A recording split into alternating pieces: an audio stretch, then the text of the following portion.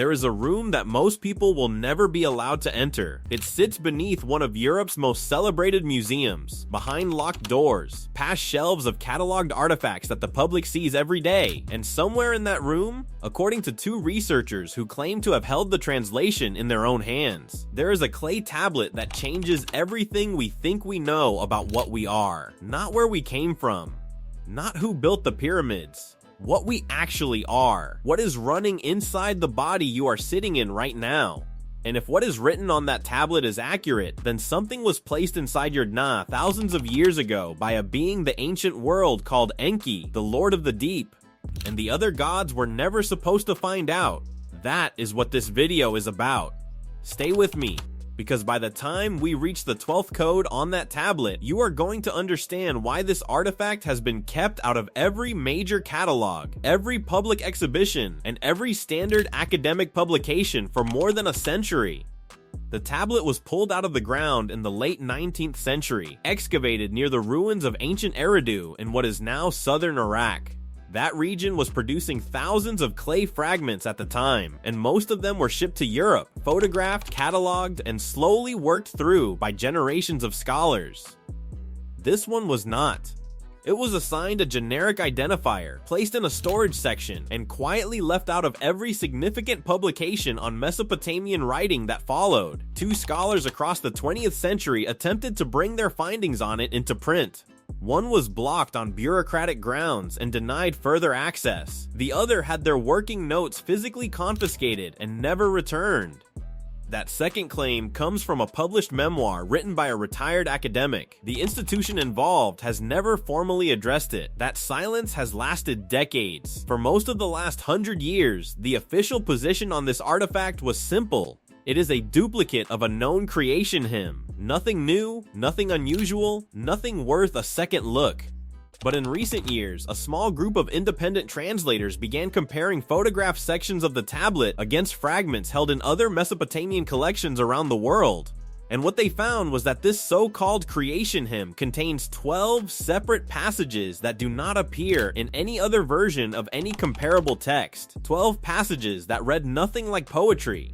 12 passages that read like technical documentation, 12 coded sequences arranged in a deliberate order that together describe what Enki placed inside the human genome and what conditions are required to activate it. Those are the 12 codes we are going to go through today to understand why any of this matters.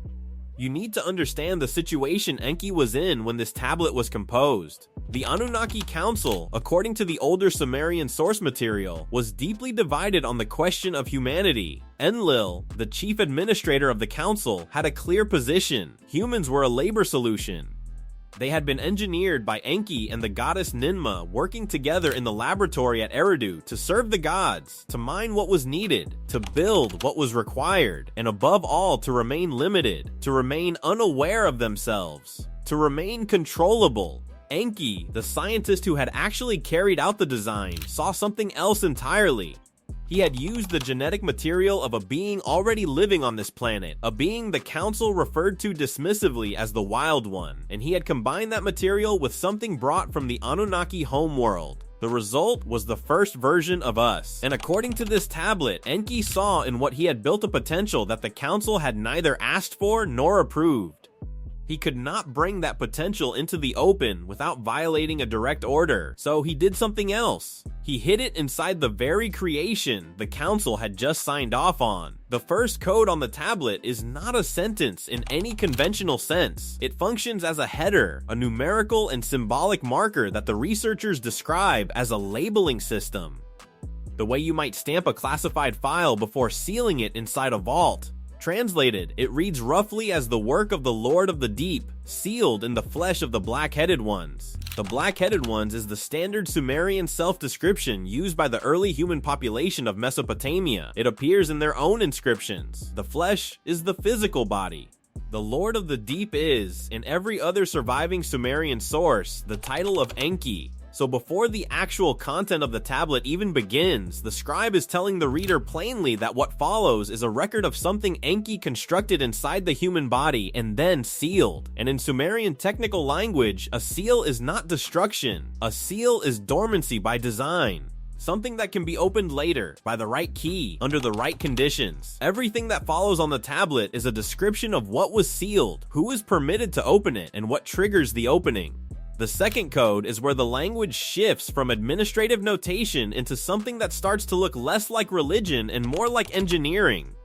The passage describes what the scribe calls the twin threads of the breath of life. Two threads, intertwined, running through every cell of the new beings. Early 20th century translators rendered this as a poetic image of breath and spirit, the kind of metaphor you would expect in a hymn.